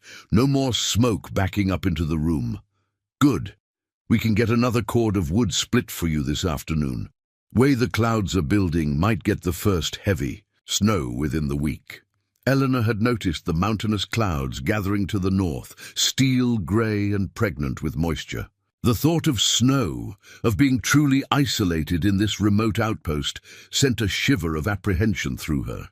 Yet there was nowhere else to go, no safer haven from Blackwell and his men, or from her father's influence, than this forgotten corner of the wilderness. "I appreciate all you've done," she said, meeting Jackson's gaze directly. "I know I arrived here unexpectedly, that I've been a burden—" "Not a burden," he interrupted, his tone matter-of-fact rather than sentimental. "You've pulled your weight. Willis says you've brought order to his trading post that he hasn't seen in a decade. Palmer mentions you've been helping with her rheumatics, mixing some Eastern remedy." Eleanor smiled slightly. "Just willow bark tea with honey. Nothing special. Special enough to Palmer. She hasn't been able to grip her crochet hook in months." Jackson leaned against the doorframe, his posture relaxing slightly. "Haven works on exchange, not charity. You're finding your place." It was true, Eleanor realized. In just a week, she had begun to carve out a role for herself in this community of outcasts and wanderers. Her skills, organization, basic medicine, fine needlework, were valuable here in ways they never had been in Boston society, where they were merely expected as accomplishments of a proper lady.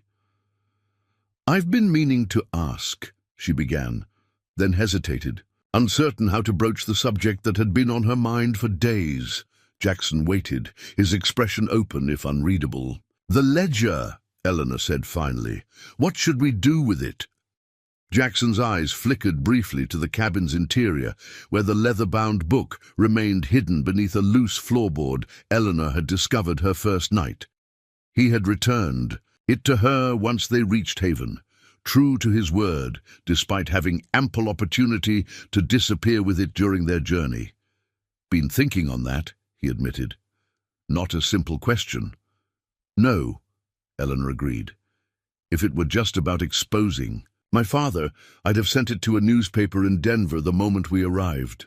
But there are other names in those pages, powerful men with connections throughout the territory, men who'd kill to keep their corruption secret." Jackson nodded slowly. "And one book of evidence, without someone to authenticate it, would be easily dismissed as forgery or the ravings of a murderess seeking revenge," Eleanor finished, having reached the same conclusion days ago.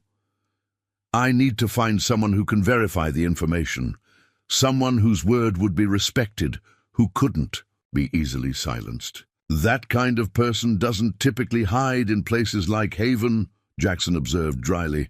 "No," Eleanor acknowledged, "which means I'll need to leave eventually, return to civilization, find the right ally."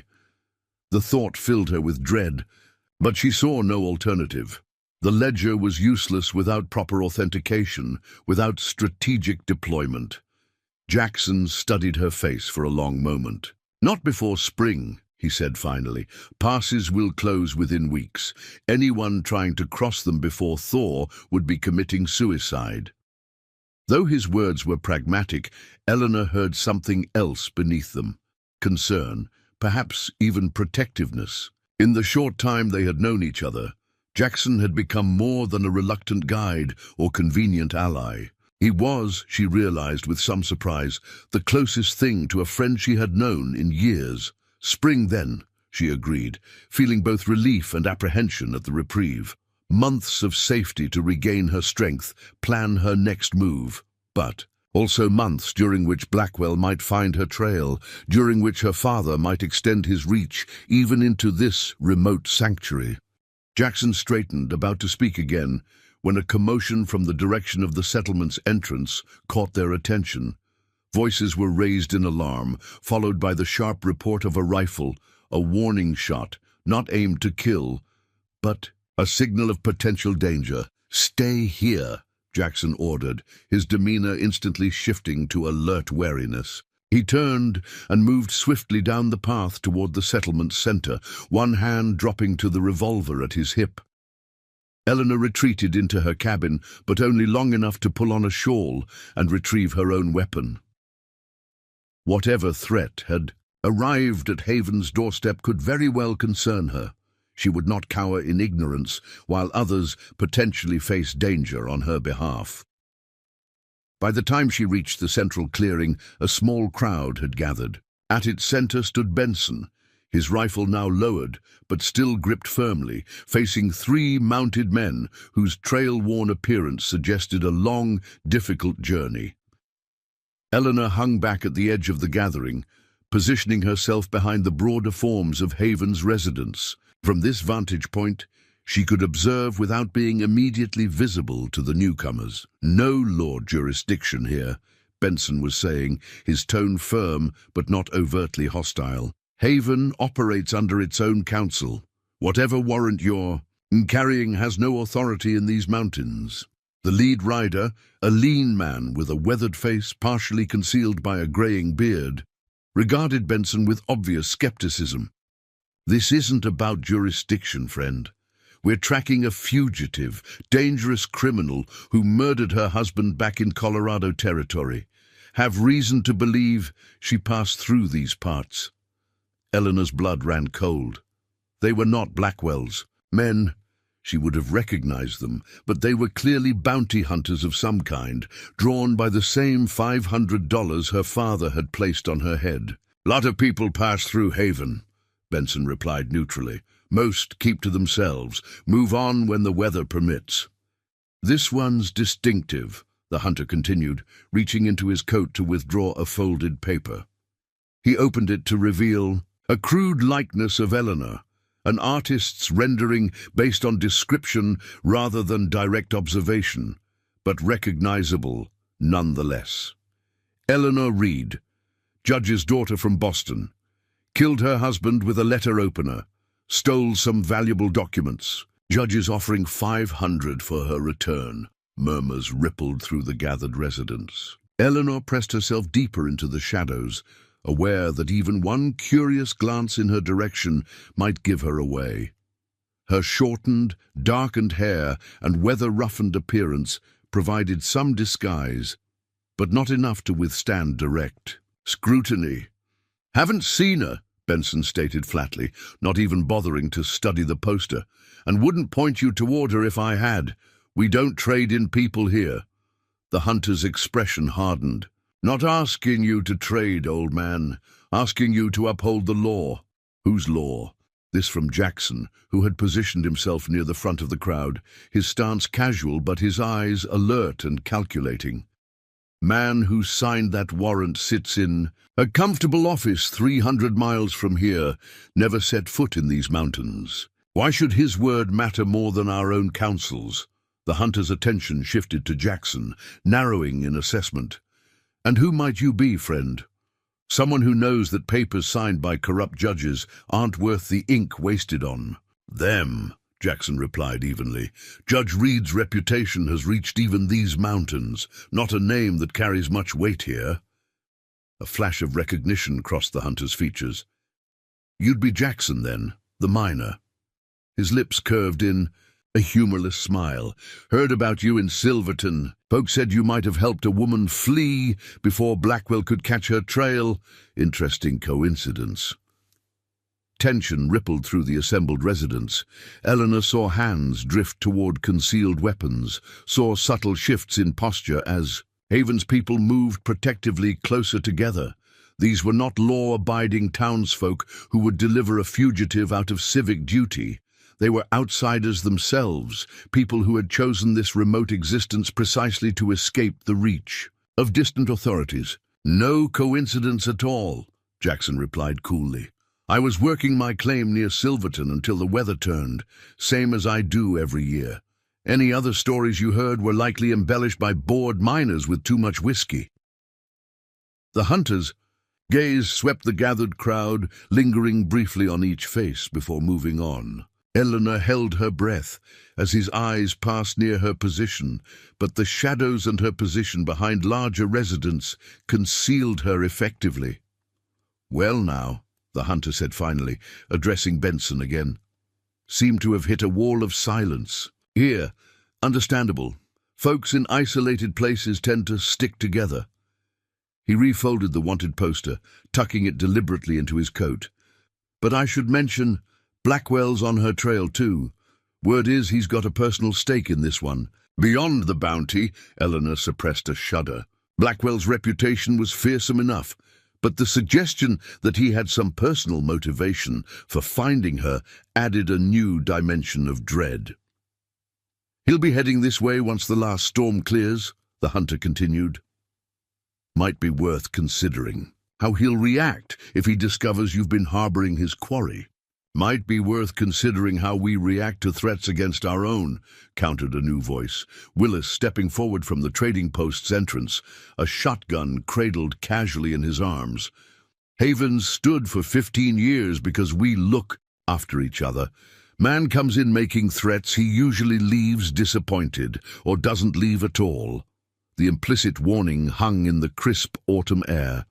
The hunter surveyed the now openly hostile faces surrounding him, clearly recalculating his approach. No threats intended, he said, raising his hands in a placating gesture, just sharing information, neighbor to neighbor. Blackwell's not known for his restraint when crossed. Neither are we, Willis replied grimly. Now you and your men are. Welcome to water your horses at the creek. Take a meal at the way station if you've got coin to pay for it, but I suggest you move on before nightfall. Storm's coming from the north, and the high passes won't remain open much longer. It was a dismissal, polite but firm. The hunter recognized it as such, nodding slowly as he assessed the unified opposition before him. Appreciate the hospitality, he said, no attempt to mask the sarcasm in his tone.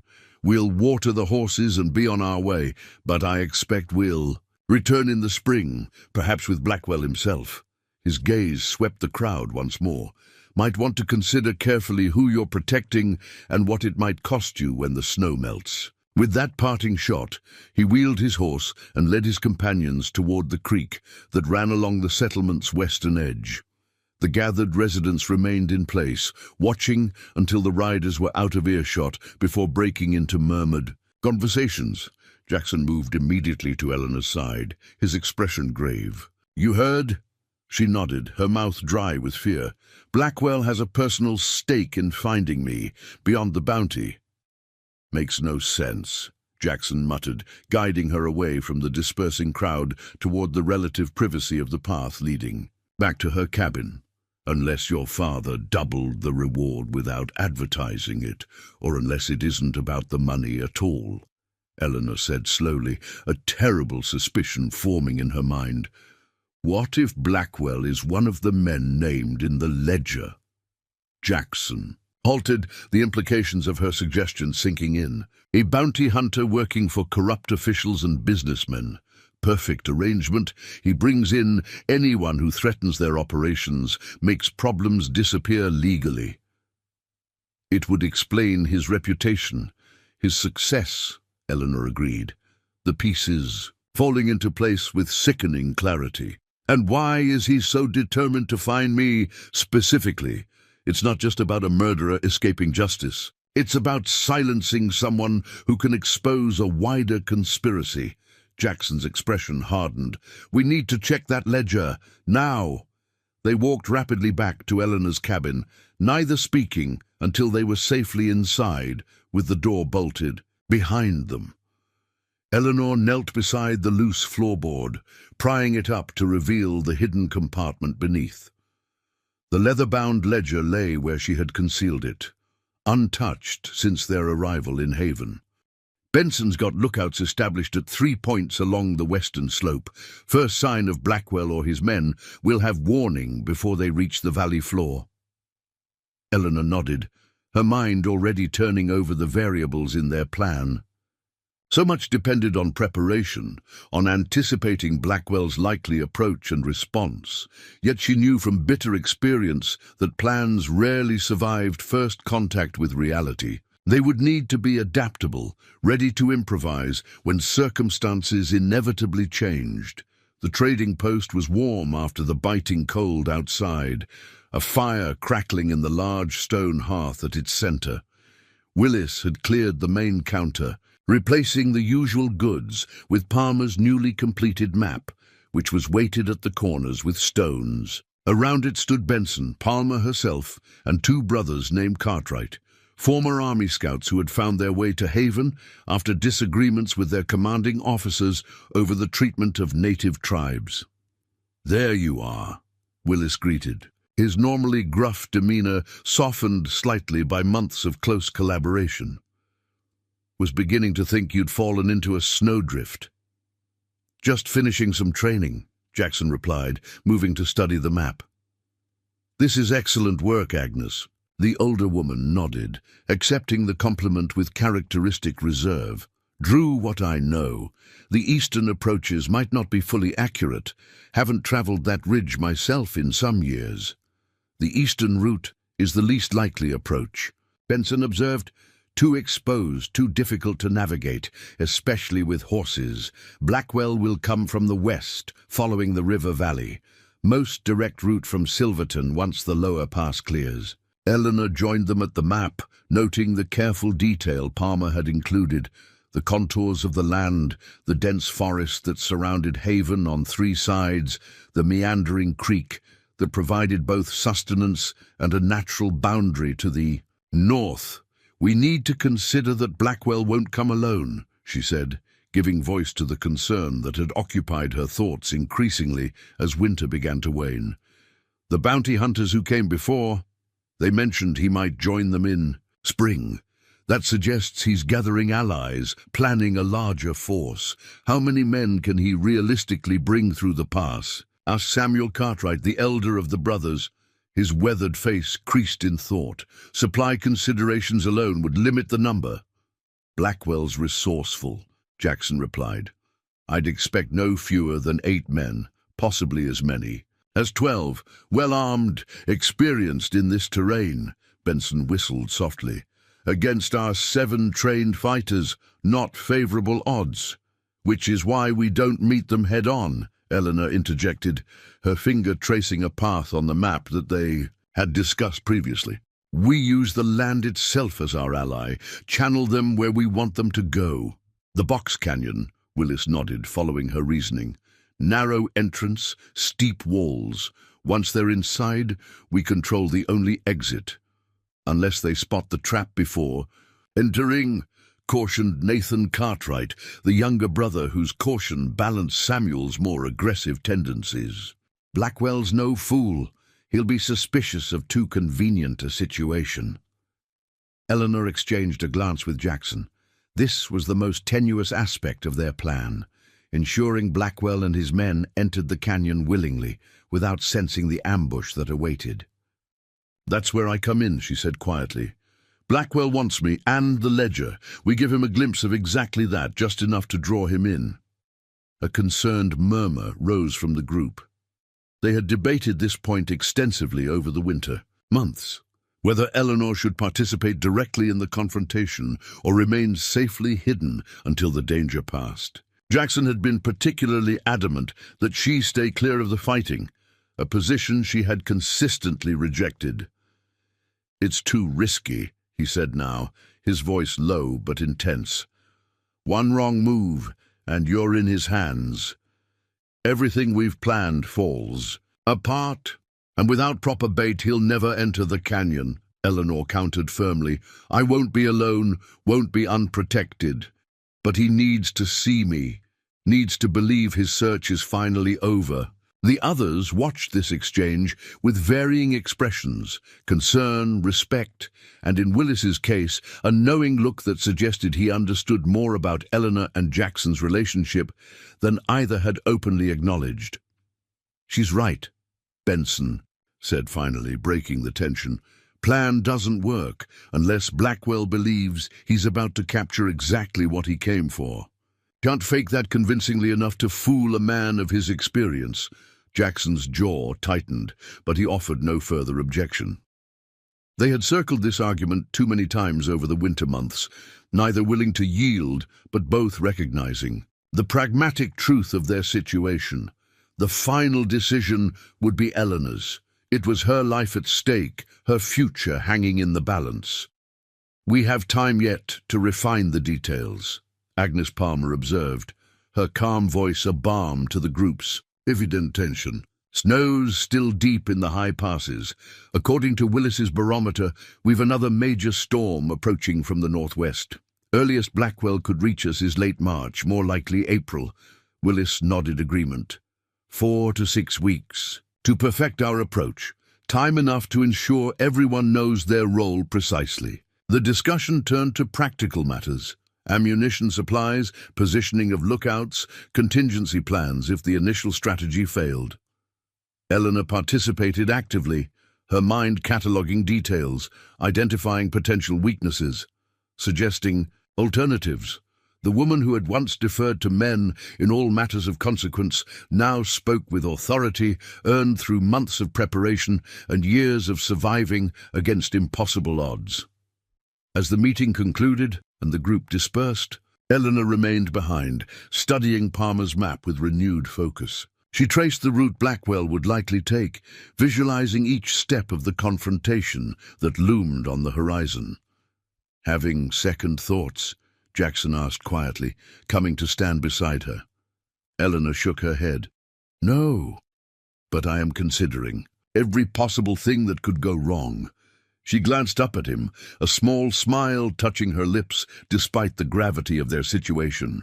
As you once told me, survival depends on anticipating disaster before it arrives. Jackson leaned against the counter, his posture relaxed but his eyes serious as they studied her face. You've changed since Silverton. For better or worse? She asked, curious about his assessment. Just different, he replied thoughtfully. The woman I found hiding in that assayer's office wouldn't have suggested using herself as bait for a man like Blackwell. Wouldn't have spent months learning to throw knives and shoot straight. She wouldn't have survived this long, Eleanor acknowledged. Sometimes I barely recognize myself from before. The things that seemed important then. Boston society, fine dresses and proper manners. There was no mockery in Jackson's tone, only genuine interest. All of it. My father's. Approval. The respect of people who are measured worth by family name and bank accounts. Eleanor traced an idle pattern on the edge of the map. It feels like someone else's life now. A story I read once, rather than my own past. Do you miss it? Jackson asked, watching her carefully. Eleanor considered the question seriously, wanting to give him a truthful answer, rather than the easy dismissal that might be expected. Parts of it, she admitted finally. Music, books, conversations about ideas rather than just survival. But not the constraints, the constant awareness of boundaries I wasn't permitted to cross, not the person I was molded to be, rather than the one I might have become on my own terms. Jackson nodded, understanding in his eyes. Haven's not Boston, never will be, but it has its own kind of freedom. Yes, Eleanor agreed softly. I've found that. A comfortable silence fell between them, the crackle of the fire the only sound in the empty trading post. Outside, snow had begun to fall again, large flakes drifting past the window in lazy spirals. There's something I've been meaning to ask, Jackson said finally, his tone casual, though Eleanor sensed an underlying tension in his posture. After this is over, after Blackwell, what then? It was a question Eleanor had carefully avoided examining too closely, focusing instead on the immediate challenge of survival. But now, with Jackson's steady gaze on her face, she found she could no longer defer consideration of the future. If we succeed, she began carefully, if the ledger reaches the right hands and the corruption is exposed, I don't know. My name won't be cleared. Jacob is still dead by my hand, regardless of the circumstances. But perhaps I could stop running, find somewhere to build a new life under a different name. Here, Jackson asked, the single word carrying more weight than its brevity suggested. Eleanor met his gaze directly. I've thought about it. Haven has become important to me. The people here, the life possible here. She hesitated, then added softly, some people here, in particular. Something shifted in Jackson's expression, a warming, a softening around the eyes that transformed his weathered features. Been thinking the same, he admitted. My claim near Silverton has good silver left in it, enough to support a comfortable life, if managed carefully. Could split time between there and here, best of both worlds. The implication hung in the air between them, neither quite ready to voice it explicitly, but both aware of its presence. not just separate futures intersecting. Occasionally, but a shared path forward. I'd like that, Eleanor said simply, allowing herself to imagine such a possibility for the first time. A life not defined by flight or fear, but by choice and connection. Jackson's hand moved across the counter to cover hers briefly, a touch. So light it might have been accidental, if not for the intentionality in his gaze. "One step at a time," he said. "First, we deal with Blackwell. Then we can talk about what comes after." Eleanor nodded, turning her hand beneath his to intertwine their fingers momentarily before both withdrew, the brief contact leaving a warmth that lingered on her skin. Outside, the snow fell harder, adding another layer to the deep drifts that isolated Haven from the world beyond the mountains. But spring would come eventually, bringing with it both danger and possibility. Eleanor found she was ready for both. Later that evening, as she walked back to her cabin through the freshly fallen snow, Eleanor paused to look up at the vast sweep of stars visible in the clear mountain sky. The constellations were different here than in Boston. Or perhaps she simply observed them differently, with eyes that had learned to truly see rather than merely glance. The woman who had stumbled through the desert outside Silverton, certain of her impending death, would not recognize the person who stood beneath these stars now. That Eleanor had been defined by what she was fleeing. This Eleanor was defined by what she was building, a new identity, a new community, the foundations of a future she had chosen rather than inherited. As she continued toward the warm light, shining from her cabin window, Eleanor allowed herself to acknowledge the truth that had been growing within her for months. Whatever happened when Blackwell arrived, whatever challenges still lay ahead, she had already found something precious. In these mountains, not merely sanctuary from her pursuers, but a sense of belonging she had never known before. Haven had lived up to its name. In this remote settlement of outcasts and wanderers, Eleanor Reed had finally come home. Up next, you've got two more. Standout stories right on your screen. If this one hits the mark, you won't want to pass these up. Just click and check them out. And don't forget to subscribe and turn on the notification bell so you don't miss any upload from us.